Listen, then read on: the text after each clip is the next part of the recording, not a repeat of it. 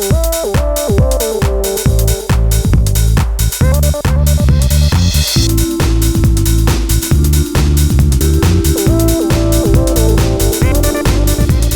Mayo Clinic actually is doing a really nice job when it comes to their social media residency and how they try to really advise their staff on what the pros and cons and how to do these things, and they have videos and these conferences. So I think they're actually doing, I was completely impressed, and I think that they're doing such a really nice job about educating them on that and how to, the pros and cons and how to do it.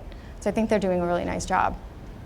Nate, not giving names out of the physicians, but do you see physicians in Doximity, really leveraging social media and saying, this doctor really gets social? Well, absolutely. As far as institutions to call out, I actually probably would have said the Mayo Clinic as well. I think they've experimented with a great diversity from YouTube to podcasts. On the physician side, obviously, since Doximity is internal, I'd like to give examples that folks here can look and see. So the things that I would call out are, one on Twitter, I think Wendy Sue Swanson does a phenomenal job. She's a pediatrician in Seattle, and she has managed to address the FAQ problem, where patients call in with a regular set of questions that can not only be waking you up at 2 in the night, or 2 in the morning, but are valid concerns.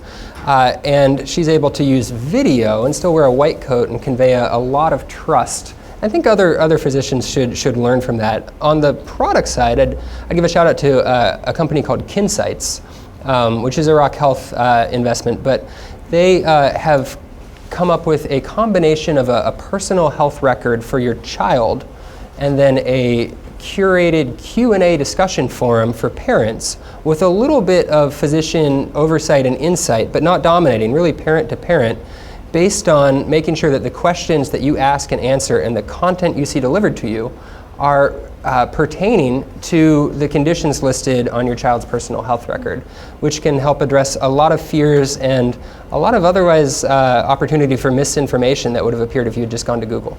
We've seen St. Jude does a lovely job in addition to Mayo. They've done some really interesting things. GSK has done some really interesting things, particularly on the consumer health side.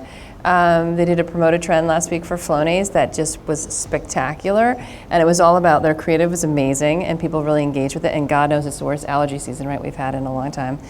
And Novartis has done some really interesting things. Gilenya in particular has done some more branded handles, but what we're seeing actually now is that some of the pharmaceutical brands that are in planning are starting to embrace kind of a more holistic view of their social media, so they're including their hashtags or their handles or whatever that will be for them in their TV and their print ads as well, so that when they go out there, it's kind of one whole kind of larger picture. Sure.